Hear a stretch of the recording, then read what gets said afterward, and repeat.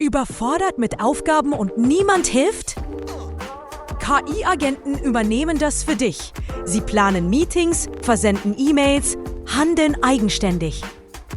Bis 2025 planen etwa 67% der Unternehmen weltweit, KI-Agenten in ihre Arbeitsabläufe zu integrieren, laut einer Studie von Statista.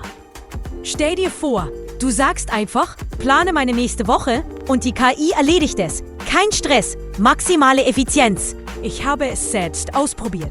Und plötzlich hatte ich Zeit zum Nachdenken, Träumen und Kreieren. KI-Agenten sind einer der größten Trends 2025, unterstützt durch große Technologieprognosen und reale Anwendungen.